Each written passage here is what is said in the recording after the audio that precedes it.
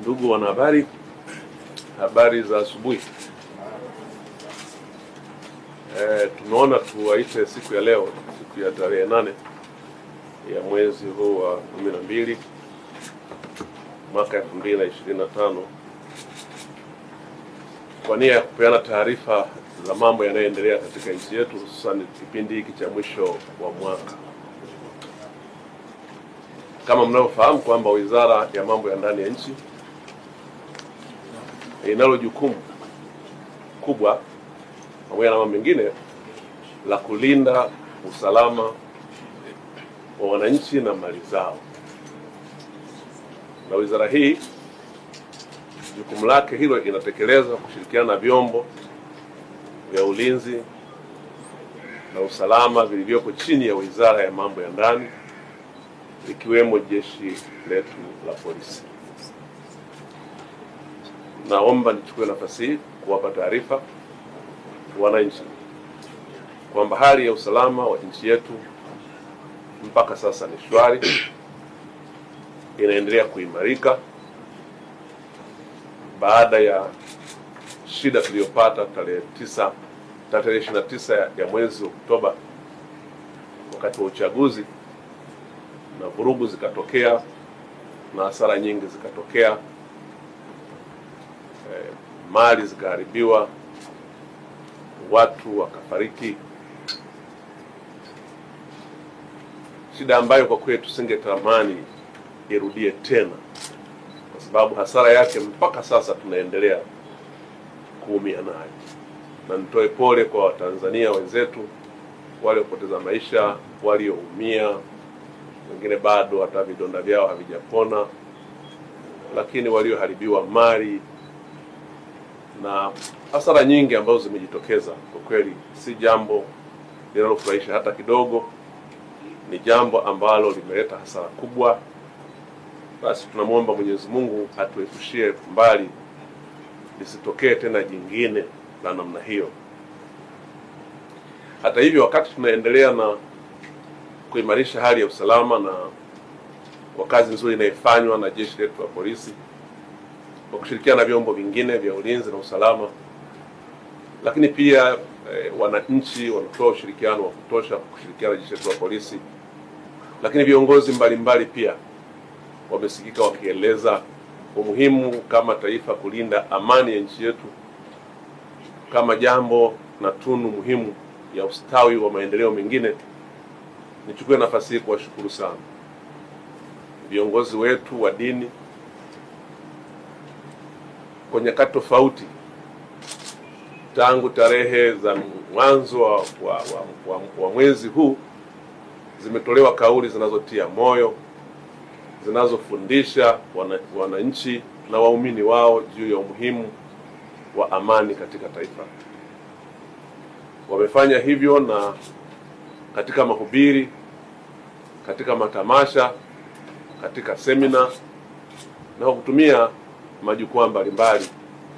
Napenda nichukue nafasi hii kuwashukuru bila kuwataja viongozi wote wa dini. Wamefanya kazi nzuri sana kulituliza taifa. Tunawapongeza, tunawashukuru sana kwa niaba ya serikali. Wamefanya wajibu wao huo vizuri. Ni vizuri wananchi tukathamini na kuheshimu mahusia haya ambayo wamewatoa viongozi wetu wa dini, lakini viongozi wetu wa kijamii katika maeneo tofauti tofauti. Kama ambavyo mmesikia, tarehe 3 jeshi la polisi lilitoa taarifa ya tishio jingine ambalo linahamasishwa kwenye mitandao na wanaharakati mbalimbali na watu mbalimbali wasioitakia mema nchi yetu. Wameendelea kuhamasisha na kusema tarehe 9 ya mwezi huu wa 12, yani kesho, kuna watu wanahamasisha na kupanga kufanya maandamano wanayoyaita ya amani yasiyokuwa na ukomo. Maandamano hayo ya amani yasiyokuwa na ukomo hayaonekani yanaombwa na nani, kwa utaratibu gani, lakini maandamano ambayo tunafahamu sisi yaliyo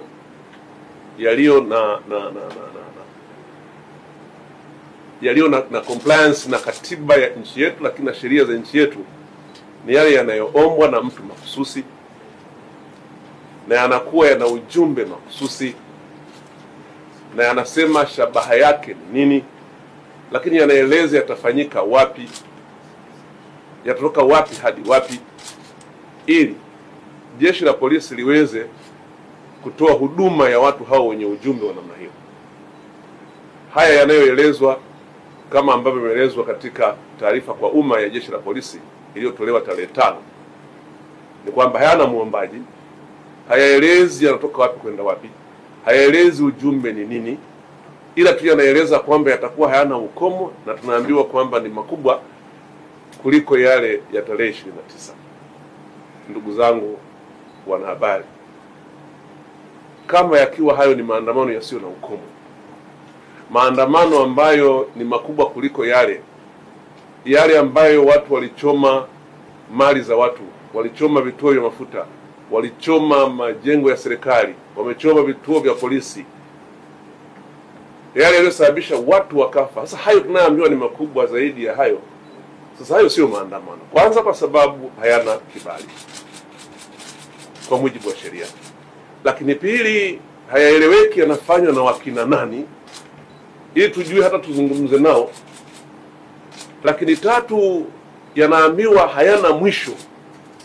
Maana maandamano kwa mujibu wa sheria yetu ya polisi na polisi wasaidizi sura ya 322 kama sikosei, yameelezwa wazi kwa sifa hizi na vigezo hivi nilivyovisema.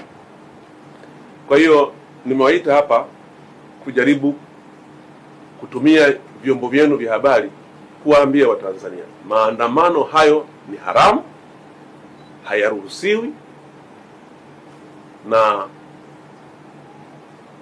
tutumie nafasi hii kuwaomba sana wale wote ambao wanashabikia, wale wote ambao wanaona wao wameichoka amani, wale wote ambao wanaona hata mateso tuliyopata katika kipindi hiki wanaona hayatutoshi, wanataka kutuongezea tena mengine, tuwaombe sana kwamba maandamano kwa kuwa hayana kibali na hayapo kwa mujibu wa sheria, hayakubaliki na ni kinyume cha sheria, na kwa hivyo vyombo vyetu vya usalama vitayadhibiti. Na kwa hiyo ndugu zangu,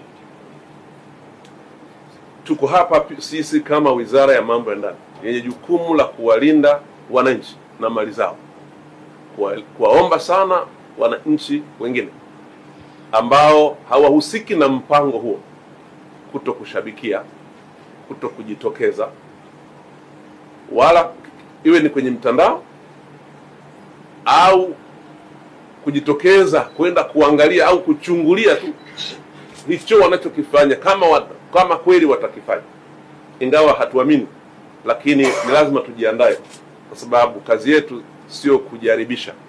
Kazi yetu ni kuhakikisha kwamba tuna wakati wote wananchi wanakuwa salama wao na mali zao. Kwa hiyo waombe sana wananchi wasithubutu kujitokeza, kwa sababu maandamano haya ni haramu. Maana kuna wakati mwingine wengine wanajitokeza bila hata kujua pengine anachokimbilia ni kitu gani, na kujikuta amejiingiza kwenye kitu asichokifahamu. Kwa hiyo mjizuie kuhamasisha kwenye mitandao, mjizuie pia kushiriki kwa namna yoyote ile, lakini mtusaidie pia kutoa taarifa pale mnapohisi kuna viashiria vya watu ambao wanataka kutekeleza mpango wa kuleta maandamano ya siku hiyo ya tarehe 9 kwa maana ya kesho. Naomba pia nichukue nafasi hii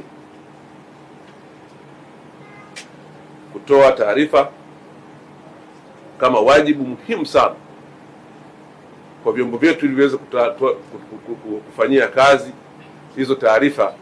Basi liwe jukumu ambalo wananchi wote kwa mapenzi tulionayo kwa nchi yetu tutalitekeleza.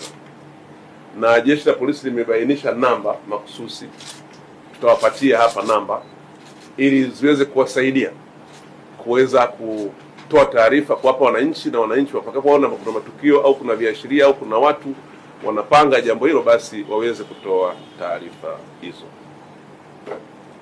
Nichukue nafasi hii kuwatakia kila la heri katika sikukuu za mwisho wa mwaka, tukianza na siku ya kesho ambayo ni siku yetu ya kusherehekea uhuru wetu, miaka 64 ya uhuru, tusherehekee kwa amani na utulivu, na nina imani yangu kwamba wananchi mmejua adha na mateso tuliyoyapata na ambayo tutaendelea kuyapata kwa madhara tu ya tarehe 29 na 30 mpaka tarehe 1 ile iliyotokea. Sasa tusirudie tena haya. Mimi na wenzangu tunawaomba sana wananchi, tuipende nchi yetu.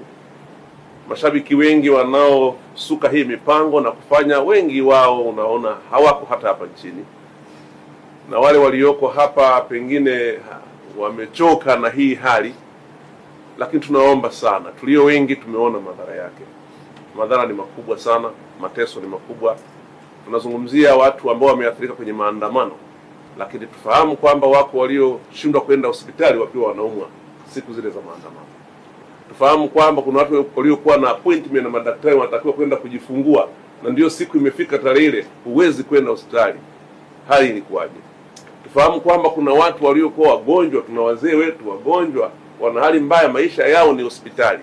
Inapokuwa kuna hali ya upotevu wa amani, ujue kwamba hakuna kinachoendelea. Tufahamu kwamba sasa watu wanaogopa hata kuleta chakula Dar es Salaam. Hali si nzuri hata hapa Dar es Salaam, hasa kwenye miji mikubwa, kwa sababu aina ya maandamano yale yalikuwa ni kama, kwa kweli si jambo ambalo lilitegemewa. Kwa hiyo rai yangu ni kwamba maandamano au fujo zote ni tabu na ni mateso kwa watu wasiohusika kuliko wanaohusika.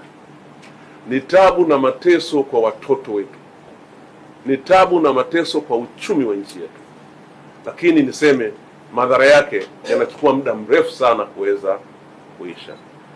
Kwa kama nilivyosema, niwatakie kila heri siku ya kesho tunaposherehekea sherehe hizi za uhuru miaka 64, lakini pia Christmas tuisherehekee kwa amani na mwaka mpya, ili haya yaliyopita kwa kweli tuombe Mungu yasirudie tena, na niwaombe mpeleke taarifa hizi kwa umma ili umma uweze kujua na kutusaidia ili tuweze kutuliza hali ya nchi. Asanteni sana kwa kusikiliza.